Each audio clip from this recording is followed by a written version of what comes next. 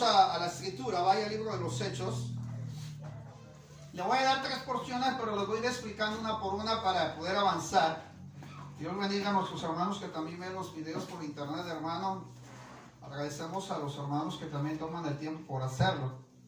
Y vamos al libro de los Hechos, capítulo 1, y quiero que vaya al verso 14. Vamos a mencionar, hermano, por qué es importante la oración en la iglesia. En el grupo de casa, en el altar familiar de casa, estará hablando o se estará viendo también el asunto de la importancia de la oración en casa. Y también estaremos viendo lo importante que es la oración individual. Mire, hermano, Hechos capítulo 1, versículo 14, lo tiene para que glorifique el nombre del Señor. Puede quedarse así, hermano, no importa, puede quedarse nomás que con reverencia, así como está con reverencia. Mire, la palabra dice, todos estos perseveraban unánimes en oración y ruego con las mujeres y con María, la madre de Jesús, y con sus hermanos. Mire, no sé si usted ha analizado bien el libro de los Hechos y los Evangelios, pero hubo una base que asentó Jesús en el cristianismo, aparte de la doctrina que les daba, aparte de las enseñanzas que les daba. Hubo una base que asentó firmemente Jesús para sostener el cristianismo. Y esa fue la oración, hermanos. Cuando usted comienza a ver las historias en los evangelios, las parábolas, las enseñanzas, el ministerio de Jesús, se encuentra que Jesús, hermano, era un hombre de muchísima oración. Establecía un hábito constante como la oración permanente que él mantenía. Aún en todas las cosas que él realizaba, siempre era importante la oración. Y en medio de todo eso que Jesús fue enseñando y fue estableciendo, cuando él estaba en el proceso del Getsemaní, cuando estaba a punto de llegar a la muerte, ya le faltaban pocas horas para llegar a la muerte, se encuentra con 3 de los discípulos que eran muy allegados a él íntimamente, hablando de Jacobo, Juan, Pedro. Y dice que Jesús les hace sentir a ellos la necesidad de lo que se estaba pasando, de lo que se avecinaba.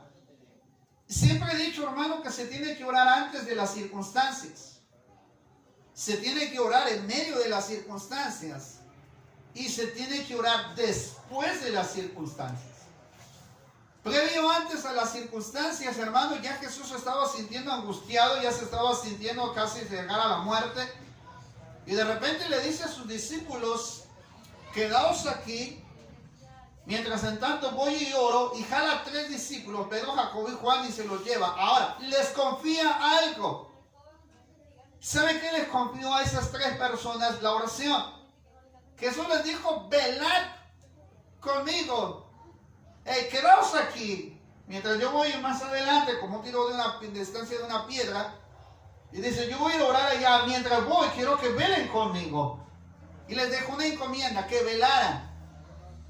Después de que Jesús termina, si les exhorta que no podían orar 1 hora, entonces hay una aproximación de 1 hora que Jesús oró.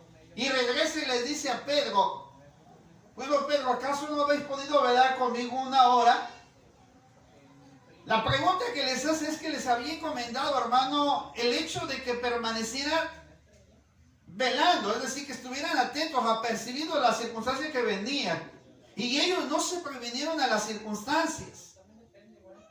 No se previnieron, sino que ellos por cansancio, ya cansados físicamente, imagínense todo el día, hermano, Jesús estaba ya en los últimos momentos, de ahí viene la última cena, hermano, donde Jesús comparte con ellos y les hace saber todo el proceso del capítulo 13 de Juan hasta el capítulo 17, hermano, ahí están todos los sucesos que Jesús hace y pasa anticipadamente antes del Getsemaní, después de ahí los toma y los lleva a Getsemaní, lo que pasa en ese proceso, y entonces de repente cansados ellos les exhorta a Jesús y les dice, ¿no han podido velar acaso conmigo 1 hora? La pregunta que hace Jesús era de suma importancia, era vital. No habéis podido velar conmigo 1 hora. ¿Por qué no estuvieron apercibidos? ¿Por qué no estuvieron alerta en el proceso del cual les encomienda esa labor? Y Jesús les exhorta, les dice, velad y orad, para que no entres en tentación. El espíritu, la verdad, está dispuesto, pero la carne es débil. Él habla de un ámbito espiritual y natural, hermano. Jesús habla de 2 cosas en las cuales usted y yo tenemos que estar apercibidos. el ámbito natural y el ámbito espiritual.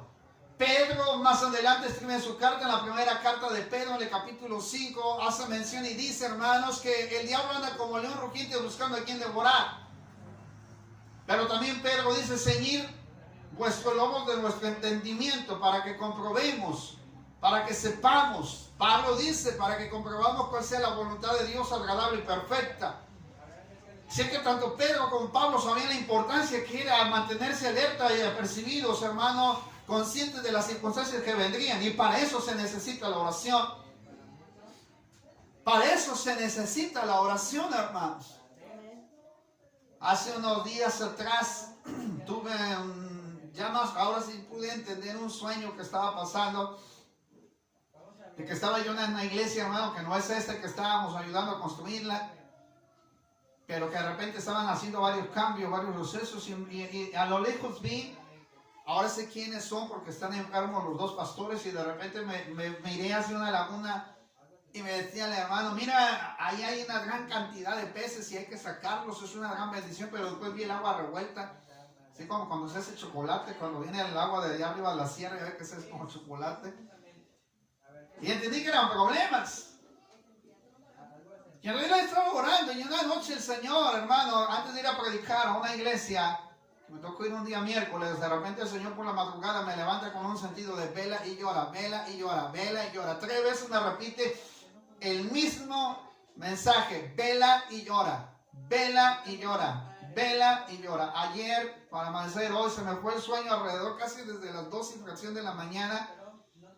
Ahí en el momento pues empecé a seguir orando y estaba yo batallando con el mensaje. Decía, Señor, yo ya tenía el mensaje previo para decirle a la iglesia, pero de repente, hermano, vuelve a suceder ese instante de recordar el por qué Jesús les insta a los discípulos de que tenían que estar apercibidos a los acontecimientos que vendrían previos a la muerte de Jesús. Tanto Pedro como Juan como Jacobo no estuvieron apercibidos, y cuando viene el proceso, usted lo sabe, que cuando arrestaron a Jesús, ¿qué fue lo que hizo Pedro? Uno saca la espada y le corta la oreja a Malco. Y Jesús dijo, oye, ¿por qué haces eso? ¿No sabes que al que hierro mata, hierro muere? ¿Acaso no crees que le puedo pedir al Padre que me envíe una buena cantidad de ángeles, verdad? No, le puedo pedir una legión de ángeles y a ver si no va a venir a proteger. Pero Pedro no estaba consciente de lo espiritual, él estaba viendo lo natural. Usted como cristianos tiene que estar consciente de los dos ámbitos, tanto lo espiritual como lo natural. En lo espiritual la lucha no es contra carne ni sangre, sino contra principados, contra potestades y contra huestes de maldad que andan en los aires, hermano. Que andan en los aires. Entonces usted tiene que estar consciente de lo natural y de lo espiritual. Usted sabe que ya viene casi acercándose el Día de Muertos, y usted sabe que Satanás hace de la suya, sobre todo cuando vienen esos acontecimientos donde la gente, mi hermano, empieza a preparar sus altares. Pero usted tiene que estar consciente de lo natural y de lo sobrenatural. Lo natural es que toda gente, hermano, va a mal comprando para querer hacer su altar y andar haciendo lo que le apetece cada día que hacen el Día de Muertos. En lo espiritual usted sabe que la batalla va a ser grande, porque los demonios, mi hermano, hacen de las suyas. Y ahí donde nosotros tenemos que estar preparados como iglesia. Tenemos que estar apercibidos. Jesús le dijo a Pedro, vela y llora para que no entres en tentación. Algunos de ustedes, hermanos, les recuerdo la palabra que Jesús le dijo a Pedro: Satanás ha pedido permiso para zarandearte. ¿No sabes que Satanás ha pedido permiso para zarandearte? ¿Tú no estás consciente, Pedro, del acontecimiento espiritual que está sucediendo y que está por venir? Pedro lo iba a negar, hermano, y le avisaron a Pedro que iba a negarlo. Cuando Jesús le dijo, antes de que cante el gallo 2 veces, tú me habrás negado 3 veces. Y cuando viene el acontecimiento del arresto de Jesús, después de haber cortado la oreja a Marco, Jesús hace un milagro sobrenatural de venir y poner la oreja en el lugar donde había sido cortada a Marco, el soldado, y de repente, mira, lo arrestan a Jesús. Pero Pedro fue siguiendo el proceso del arresto, y dice que estaba fuera del patio de las mujeres, mi hermano, donde se reunían las mujeres para esperar el momento en el que podían tener el acceso al palacio del rey. Y dice la escritura, hermano, que ahí donde se encontraba a este hombre llamado Pedro, se encontró calentándose, mi hermano, mientras la gente estaba ahí, y dice que lo negó 3 veces. Si Pedro se hubiera preparado, si Pedro hubiera estado apercibido de las circunstancias, no lo hubiera negado. pero no estaba preparado. Y vino el proceso y lo niega. Hermano, qué tremendo el proceso. El día de ayer, antier, hermano, estaba escuchando un video donde ahora la situación que viene de lo que usted ya conoce, de los procesos, de las leyes, ante lo de la comunidad gay y todo este asunto. Usted sabe, hermano, que tenemos que estar preparados para todo lo que viene. Pablo dice que debemos estar preparados para presentar defensa del Evangelio. Pero ¿cómo lo vamos a hacer si no estamos preparados? ¿Cómo lo vamos a hacer si naturalmente no conocemos las Escrituras y si espiritualmente no estamos preparados? ¿Cómo le va a hacer usted frente a su enemigo si usted no está preparado? ¿Cómo le va a hacer frente? Pedro no estaba preparado para hacerle frente a las circunstancias. Lo niega, llora amargamente, se separa del proceso de Jesús. Y lo único que estuvo apercibido ahí de la crucifixión de Jesús fue María, la madre de Jesús, Juan y la hermana de María, que estuvo presente también ahí en el proceso. Y otras mujeres que estuvieron al pendiente de la crucifixión de Jesús. Ahora, Jesús asciende al cielo, hermano, pero la iglesia sabía la importancia de la oración. Yo quiero preguntarle, ¿usted sabe que la iglesia debe de conocer la importancia que tiene la oración? Porque es de suma importancia. En la escritura, el libro de los Hechos, abre, mi hermano, con este pasaje, y lo que me llama la atención es el verso 14. Y dice que estaban, hermanos, 120 personas, estaban perseverando, unánimes, en oración y ruego con las mujeres, con María, la madre de Jesús, y con sus hermanos. Dice, todos estos perseveraban en la oración, había ruego, había ayuno, porque estaban esperando la promesa del Espíritu Santo. Uno, la oración que ellos hacen, mi hermano, era una oración perseverante. Perseverante, ahí estaban, perseverando hasta tenerlo obtenido, querer la promesa. Algunos comienzan orando muy entusiasmados, pero después, se les acaba, mi hermano, ese deseo de orar y después se termina. Cuando era joven, hermano, siempre decidía querer orar una hora antes de ir a dormir, leer una hora la Biblia y una hora de oración. Ahora estoy procurando, mi hermano, tener mi tiempo también, pero hay siempre que usted sabe que no hace una cosa, es otra, pero hay artimañas del enemigo, como también de nosotros mismos, hermanos, cuando ya estamos cansados, y después, no, pues luego se va haciendo, mi hermano, un hábito y al final ya no lee la Biblia y ya no ora. La palabra perseverar, mi hermano, es algo que requiere constancia, a estar ahí constante. Recuerdo las palabras de aquel predicador que decía que la gota de agua que siempre cae en una piedra, con el tiempo tarde o temprano la tiene que romper. Con el tiempo la rompe, tarde o que temprano se rompe. Usted deje una piedra debajo de una gota que está constante, y usted se va a dar cuenta con el tiempo que tanto el golpe de una gota de agua cae en la roca y la rompe. Él decía que la oración, mi hermano, perseverante es como la gota de agua que cae en el corazón más duro que usted puede encontrar. Pero que si es perseverante, si es constante, si se mantiene ahí, hermano, tarde o temprano dará su resultado. Si nosotros como iglesia sabemos lo importante que es perseverar en la oración, si nosotros como iglesia sabemos que nada vamos a poder hacer sino por la gracia y la misericordia de Dios, si usted supiera que la importancia de perseverar le va a llevar a usted a alcanzar sus logros, sabrá que cada una de esas cosas tendrá su resultado. Pero para eso se requiere ser perseverante. No es solamente comenzar con una emoción y de ahí, mi hermano, se me olvide, se me pasa y se termina. No, hermano. Así como comienza, así tiene que perseverar hasta el final. El Señor dijo muy claramente, sé fiel hasta la muerte, yo te daré la corona de la vida. Pero para eso tenemos que ser perseverantes. En todo el libro de los Hechos se encuentran varios sucesos, mi hermano, donde la iglesia fue perseverante. Fue una iglesia, hermano, que siempre sabía lo importante que era orar. Era una iglesia, mi hermano, que no dejaba de hacer ese principio. Y nosotros hoy necesitamos mantener con mucha constancia, mi hermano, el ser perseverantes. La Escritura nos enseña, mi hermano, en el capítulo 2, verso 42 del libro de los Hechos. y perseveraban en la doctrina de los apóstoles, en la comunión unos con otros, en el partimiento del pan y en las oraciones. Así que para ellos la oración era vital, hermanos. Para ellos la oración era vital. Ahora la pregunta es que le quiero hacer a usted: ¿cuánto tiempo ora? ¿Cuánto tiempo le dedica usted a la oración? ¿Cuánto tiempo le dedica a la lectura de la Biblia? ¿Cuánto tiempo le dedica a ese momento de poder escuchar, mi hermano, ese tiempo de oración con Dios? ¿Cuánto tiempo, hermano? La pregunta que le hicieron a Pedro: 1 hora. No puede velar conmigo 1 hora. Ahora le quiero preguntar a usted: ¿cuánto tiempo?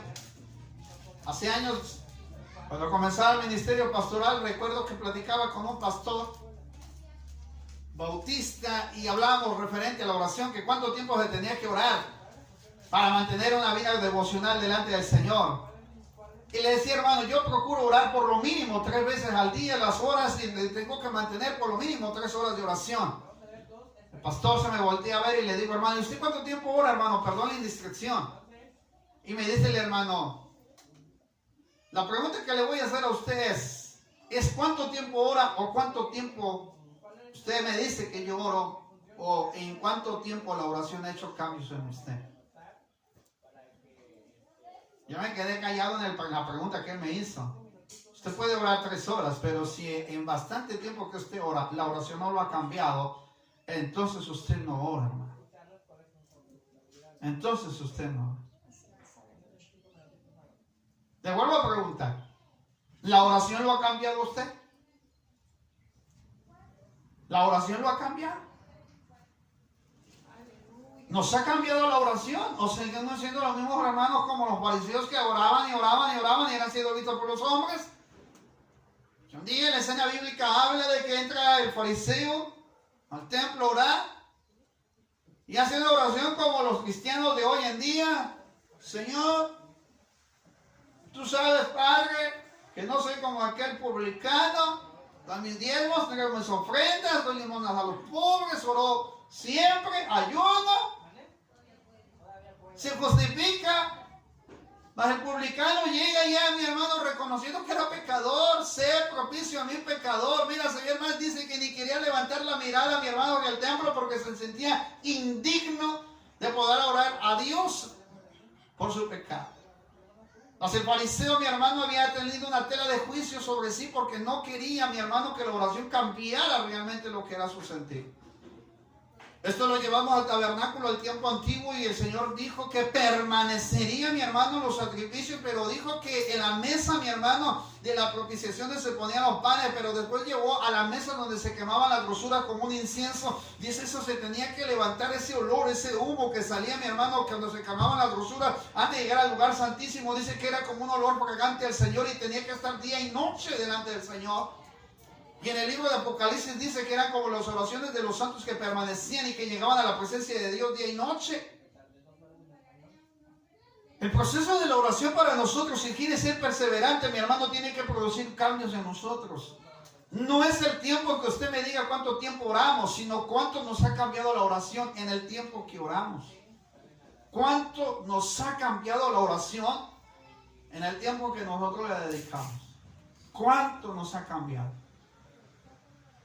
Porque la oración, hermano, es una relación estrecha con Dios y Dios con nosotros. De tal manera que conforme nosotros hablamos a Dios, Dios trata con nosotros y Él va a ir cambiando de nosotros lo que Él quiere que cambiemos. Así es que la oración es recíproca. Yo le pido, Él me da. Yo le honro, Él me honra. Si yo me dedico, Él me va a proveer para dedicarme. Si yo le busco, mi hermano, Él me santifica. Si yo le busco, Él me regenera. Si yo me entrego, mi hermano, Él hace su voluntad en mí. Pero para que esto suceda, tiene que ser algo recíproco. Así como das, también recibes.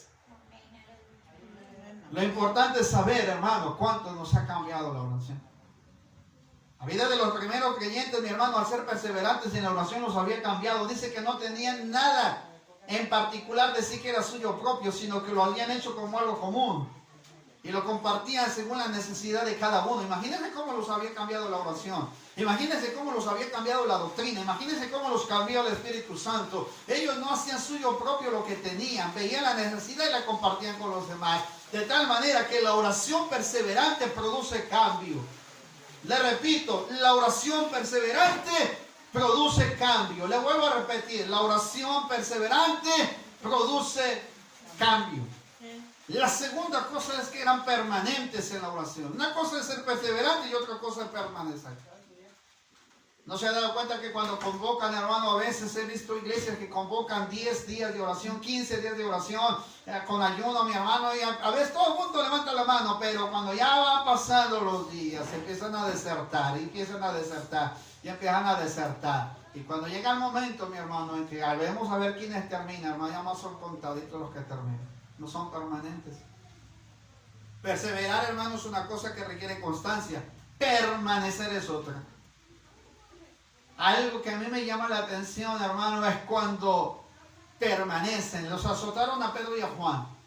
Llegaron al templo de la oración, hermano, y dice la escritura que había algo en el capítulo 3. Usted vaya rápidamente al libro de los Hechos. Y Pedro y Juan subían juntos al templo a la hora novena de la oración. Estos sabían lo importante que era subir juntos a orar. Y eran permanentes.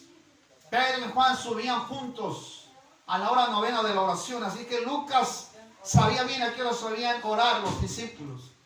Se encuentran con un hombre que estaba de qué, hermano, enfermo. Usted ya se sabe la historia, no voy a redundar mucho en ella. Pero de la escritura, que cuando llegaron ahí, hermanos, se encontraron con un hombre que estaba pidiendo limosna, cojo de nacimiento. La palabra dice, y era traído un hombre cojo de nacimiento a quienes ponían cada día en la puerta del templo, que se llamaba La Hermosa, para que pidiese limosna de los que entraban en el templo. Cuando vio a Pedro y a Juan que iban a entrar en el templo, le rogaba que le diesen limosnas. Dice que lo llevaban, hermano, para pedir la limosna, pero ellos subían al templo a la oración. Ahora, ¿por qué había pasado desapercibido ese hombre si la mayoría de la gente subía, mi hermano, al templo a orar? ¿Por qué había pasado desapercibido? ¿Y qué razón que ahora la escena bíblica, hermano, pasa en un momento en que Pedro y Juan van a subir, les piden limosna y el proceso cambia? ¿Por qué razón, hermano? ¿Cuál sería el motivo por el cual, hermano, el escritor llamado Lucas pone este suceso? Pero, ¿qué acaso a este hombre no lo llamaban tal vez continuamente? ¿Alguien había pasado por desapercibido al hombre? O probablemente no había tenido la dignidad de pedir limosna directamente a Pedro y a Juan. A lo mejor ellos no lo evadían, probablemente no lo habían visto. Y en un momento, hermano, que van entrando al templo, les pide la limosna. Hay algo que usted y yo no podemos evitar, hermano, ir a la oración. Todo el tiempo, hermano, se nos va a hablar de oración. Todo el tiempo nos van a decir que tiene que leer la Biblia. Todo el tiempo nos van a decir que tenemos que venir a la iglesia. Todo el tiempo le van a decir que tiene que dar a Dios lo que a Él le pertenece, sus ofrendas, sus primicias. Todo el tiempo le van a decir eso. Cualquier hermano, sana doctrina de cualquier iglesia que sea sana en la doctrina, le va a decir todo esto. Pero a veces nosotros queremos evadir ese compromiso. Usted no puede evadir la oración, usted no puede evadir el ayuno, usted no puede evadir la lectura de la palabra, usted no puede evadir la asistencia a la iglesia, porque cuando nosotros aprendemos a orar, siempre hay esa intuición en nosotros que el Espíritu Santo nos está redarguyendo, que cuando usted no viene a la iglesia, usted siente, ay, hoy no puedo ir a la iglesia, pero ¿qué estará pasando? ¿Cómo quisiera estar en los atrios de Jehová? ¿Cómo quisiera estar en la iglesia? Pero el problema que tenemos es el prejuicio siempre de que cuando no venimos a la iglesia nos acusa la conciencia. Pero usted no lo puede evadir. Es algo que usted ya tiene en su ADN como cristiano. Si es que verdaderamente somos cristianos, hay algo que no podemos evitar. Es que el Espíritu Santo tiene que redarguir lo que está dentro de nosotros. Cuando llegan al templo, mi hermano, le ponen al hombre que pide la limosna. Él les dice, míranos. ¿Por qué Pedro y Juan pide que le mirasen? Ya voy a terminar. ¿Por qué Pedro pide que le miren? Qué bueno que vieron, mi hermano, en el caso de Esteban. Dice que vieron el rostro como un rostro de un ángel que resplandecía cuando él estaba dando testimonio ante sus acusadores. ¿Qué es lo que había en Pedro y Juan? ¿Qué es lo que hubo en Moisés cuando bajó del monte Sinaí? ¡Míranos! ¡Míranos! No solamente la oración tiene que producir cambios. La oración, hermano, nos identifica con aquel que buscamos. Cuando usted pasa tiempo hablando con una persona, lleva mucho tiempo de comunicarse, de tener una relación de amistad y todo eso, Llega el momento, mi hermano, en que usted se da cuenta que usted es conocida por la persona y la persona la conoce. Y cuando quieren hablar mal de la persona que usted ya tiene mucho tiempo relacionada con ella, usted le da como que así, como, ¿cómo vas a hablar de esa persona si yo la conozco? ¿Cómo puedes hablar de ella si ni siquiera te has relacionado? Yo llevo años relacionándome con esa persona y sé que no es lo que ella hace o lo que ella dice. Y como que hay un celo santo dentro de uno cuando una persona, mi hermano, que ya llevas tiempo conociéndola o conociéndolo, el que hable mal de ella, tú sabes que es como si fuera una ofensa para ti. ¿Qué quiero decir con esto? ¿Se imagina usted relacionándose todos los días con el Señor, buscando su presencia, leyendo su palabra, asistiendo a la iglesia, ser fiel con Él, mantener su integridad, mantenerse su fidelidad al Señor, hermano? Va a producir un celo santo en su interior. ¿Qué es lo que quería que viera Pedro en la vida de aquellos hombres? ¿Qué quería que el cojo viera en ellos, mi hermano? Él quería que viera el amor de Dios que salía y emanaba de la vida de ellos dos. No quería que viera compasión o misericordia, sino que inunde el amor de Dios sobre la vida de Pedro y Juan.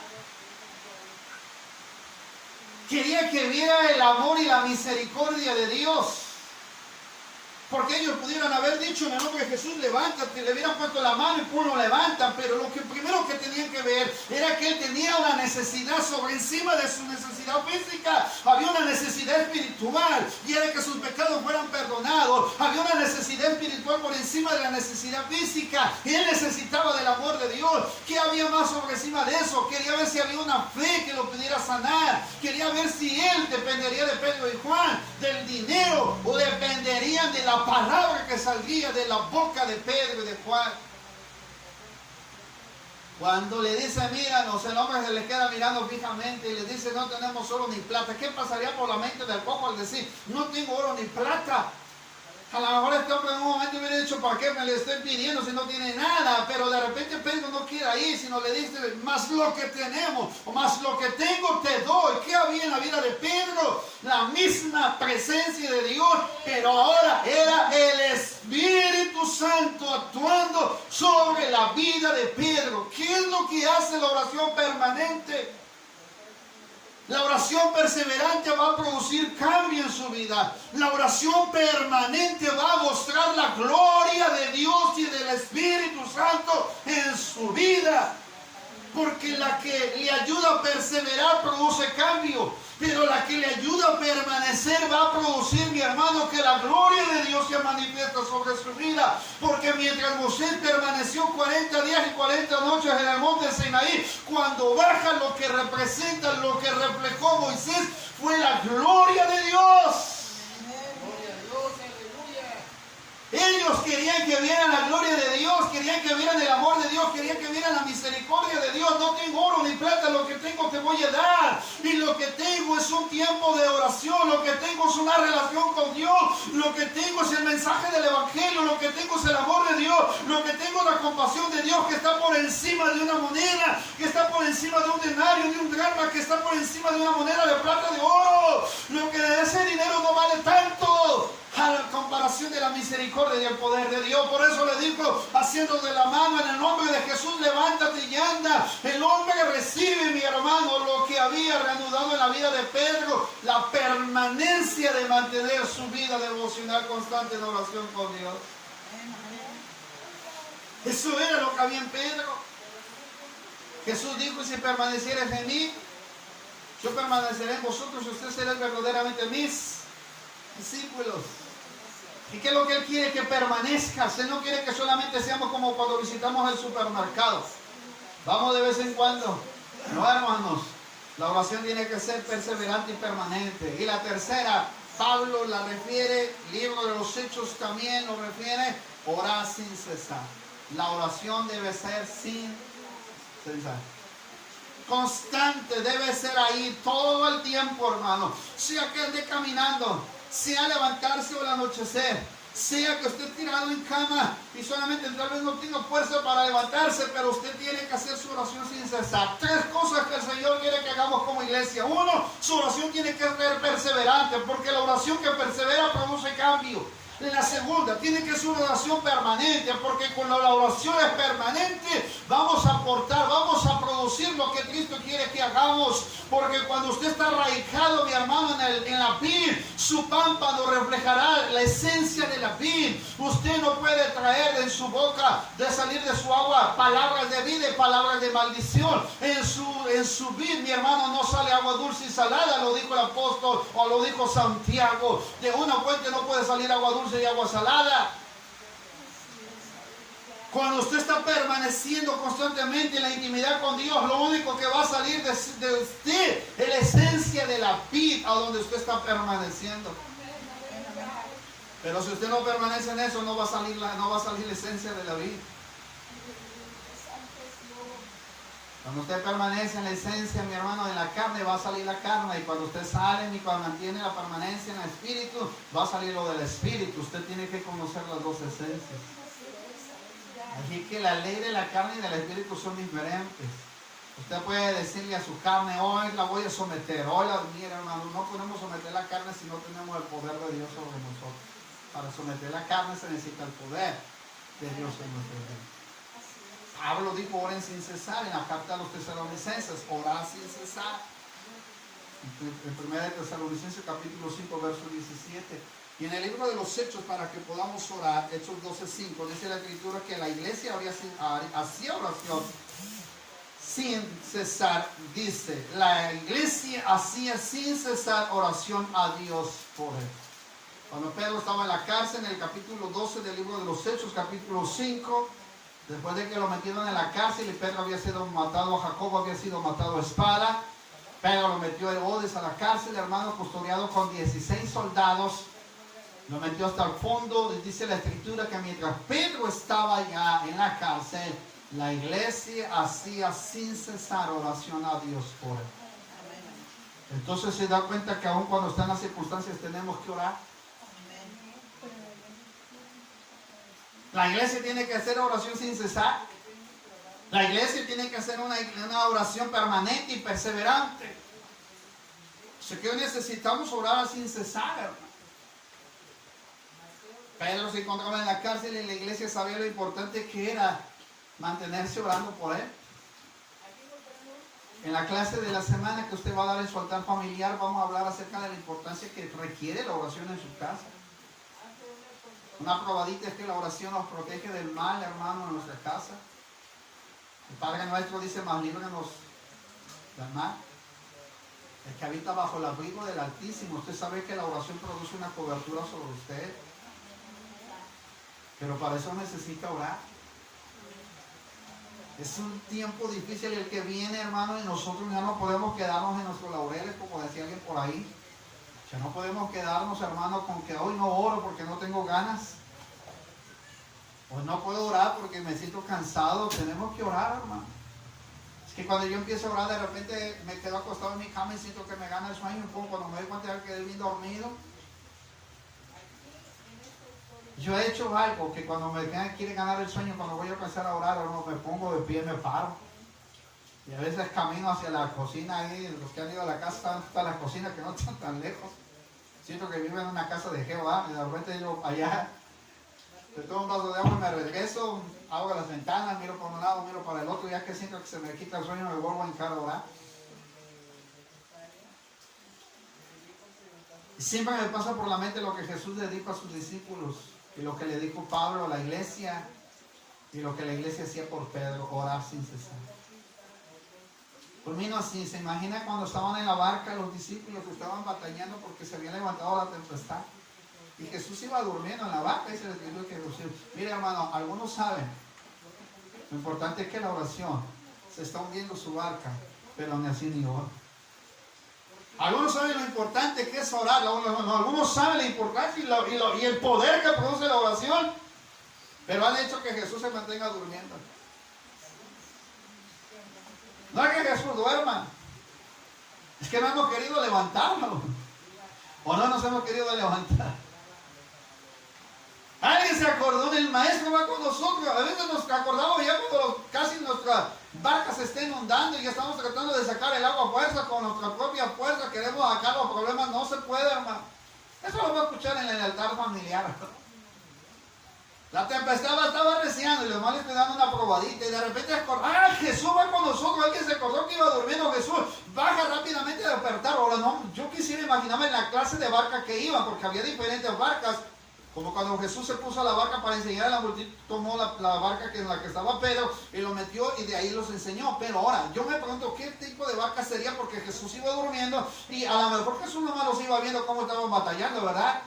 Entre todos tratando de sacar el agua de la barca y la tempestad y los vientos y el ruido, y entre todos ahí murmurando, hermano, pero sálvanos. Y de repente entre todos hubo alguien, se imagina en su casa, todo el mundo preocupado de cómo van a sacar el problema adelante, y alguien se acuerda por ahí, hay que orar.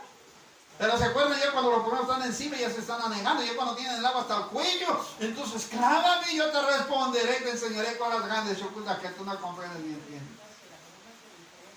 Ahora que me va a tocar predicar en una iglesia, me llama la atención de Pedro cuando le estaba inundando. Este mensaje va a esa iglesia.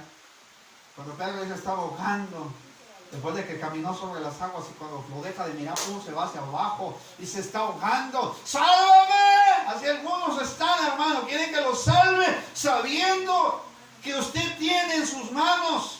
Usted tiene en sus manos, hermano, la respuesta. Y concluyo, es la oración. Es la oración la respuesta que usted tiene. Jesús lo dice. El que pide recibe, el que busca y el que toca se le abrirá. Jeremías declara, el profeta clama a mí, yo te responderé y te enseñaré cosas grandes y ocultas. Y hace un énfasis, hermano, en otra versión, cosas ocultas que tú no entiendes ni comprendes. Y Él está dispuesto para ayudarnos. Lo único que necesitamos hacer es clamar a Él, hermano. Lo único que necesitamos es hacer una oración como la que hicieron los discípulos con aquellas mujeres, hermanos. Tiene que ser una oración permanente. Una oración incesante, una oración sin cesar. Y tiene que ser una oración que esté ahí, hermano. Ahí. Esperando la respuesta del Señor cuando Él se la tenga que dar. Pero no claudique. A lo mejor lloraste y no encontrar respuesta, pero mira, es como la gota que cae sobre la piedra, va a romperlo tarde o temprano. Tarde o temprano vendrá la respuesta. Y cuando usted lo vea convertido para la gloria de Dios, cuando usted lo vea llegar a ese momento en el que usted siempre ha estado pidiendo, y está pidiendo su respuesta, quiero decirle, póngase de a pie. Hay dos respuestas favorables o tal vez no sean favorables, en el ambiente espiritual como en el ambiente natural. Alguien dijo en una ocasión, estuve orando para que mi familiar no se muriera, estuvo al borde de la muerte. Muchas veces Dios lo libró del borde de la muerte. Ese testimonio no se me olvida cuando lo escuché. Y hermano, lloraba, y el Señor ya casi lo veía que se iba. En una ocasión vi que dejó de respirar. Pasaron como un escaso de casi un minuto que el hombre dejó de respirar. Y yo le dije, Señor, si aún no he sido salvo, vuélvelo a la vida. Volvió a revivir el hombre. Y volvió a seguir orando y le hablaba de Cristo para que se convirtiera su familiar, y él no quería nada. Al contrario, más renuente, y le decía, Señor, pero ahí estaba orando y orando, y a cada familiar le decía, miren, no lo dejen en paz, hostíguenlo si quieren con la palabra de Dios, pero no se muere sin antes haber reconocido que Cristo es el Señor y Salvador. Habían pasado 15 días en el hospital. Los doctores ya le decían, señores, ya mejor vayan firmando el acta de función y sáquenlo de aquí, porque si se muere aquí va a ser más difícil que lo saquen. 15 días constantes hostigando al hombre para que se convirtiera. Se habían fastidiado ya. En una noche, la hermana que le estoy dando de ese testimonio dijo, en una noche ya se había cansado, se había decepcionado. Dijo, bueno, Señor, pues ya te lo entrego. Si este hombre no quiere, Señor, yo sé que se va a perder en la condenación eterna. Y escuchó una voz audible que le dijo, ¿quién te dijo que dejando de orar ganarás la batalla? Cuando ella escuchó esa voz así en la sala del hospital, ahí donde estaba hospitalizado su familiar, cuando le dijo, ¿y quién te ha dicho que dejando de orar ganarás la batalla? Cuando ella escuchó eso, volteó a mirar a los lados, hermano, era alrededor casi de las 3 de la mañana, cuando casi los hospitales están en silencio, los enfermos duermen. Cuando escuchó eso, dijo, no. Entonces quiere decir que lo que está pasando aquí es una batalla entre lo espiritual y lo natural, entre la vida y la muerte, entre los demonios y los ángeles. Entonces no tengo que dejar de orar.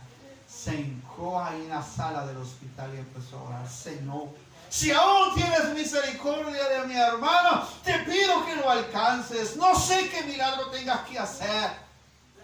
El día siguiente llegó el cirujano para ya casi decirle que estaba desahuciado y casi moría en cualquier momento. Y cuando llega el cirujano le dice, y le miró directamente así, le dijo, oiga, usted sabe que tiene la vida cortada, usted sabe que hoy puede morir, mañana o pasado puede morir. Y le dijo el hombre, sí, yo sé que voy a morir. Y dice, pero usted sabe que hay dos lugares donde se puede ir a vida eterna, luego se puede ir al infierno. Y el hombre dijo, eso que usted me ha dicho, que me quiere decir, ya lo he escuchado constantemente en estos días. Pero el hombre le dijo, pero hay algo que quiero decirle. Hoy usted mismo puede ascender su vida al cielo, como hoy mismo puede ir a la eternidad, o se puede ir al infierno por toda la eternidad. El varón le dijo al doctor, el cirujano le dijo a la mujer, vamos a orar por su mundo. Solamente un milagro y la mano de Dios puede tocar. Ellos cerraron los ojos y empezaron a orar. Y le dijo como Giesi y Eliseo, dice que hicieron esta oración, Señor, ábrele los ojos, para que él vea el ámbito espiritual y que se dé cuenta de lo que está alrededor suyo. Para que él conozca que tú eres Dios y él pueda reconocer que te necesita como Salvador. Cuando ellos cerraron los ojos, dice que empezaron a clamar. El cirujano y la mujer y otra persona que estaba ahí empezaron a clamar. Cuando de repente el hombre abrió los ojos asustado, abrió los ojos espirituales. Y pegó un grito desgarrador. ¡No me lleven! ¡No me lleven!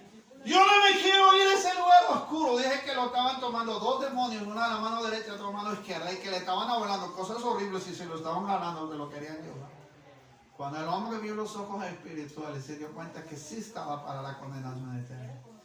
Cuando grite, dice, Dios, ten misericordia de mí, perdóname, porque yo no creía que había algo que me llevaría a la condenación eterna. He sido un necio. La oración de esas dos personas estaba reguerreando ante el aspecto espiritual. Cuando el hombre clamó a Dios, dice que vio un ángel que se paró al lado izquierdo de él y los demonios huyeron. Cuando lo vieron al hombre que se había incorporado sobre la cama del hospital, agarrado de la cabeza, mi hermano, su cabeza estaba pegando casi con su abdomen. Señor, ten misericordia, perdóname. Mire, nadie hizo que confesara a Jesucristo, él solo lo confesó. Lo que usted no puede hacer, Dios lo puede hacer por medio de la oración. Lo que usted no puede hacer, mi hermano, Él lo puede hacer si nosotros realmente clamamos. Solamente depende de cuánto tiempo queramos orar sin cesar. Usted sabe que usted ya puede tener la victoria en su mano, o mejor la está dejando huir de sus manos, porque dejó de orar. ¿Quiere levantar sus manos ahí donde está? Padre, hoy les ha dado tu palabra. Levante sus manos y dígale, Señor, hoy quiero orar, Padre. Ahora quiero nuevamente reanudar mi vida en esa importancia que tiene la oración, Señor. Clama y dile, Señor, ahora ya no quiero desistir de la oración, Padre. Ahora quiero buscarte, quiero clamar, quiero pedir, quiero rogar, quiero suplicar, Señor. Pero hoy es necesario, levanta tu clamor y dile, Señor, ayúdame a ser perseverante en mi oración. Ayúdame, Señor, que si he comenzado a orar ya no quiero desistir de ella.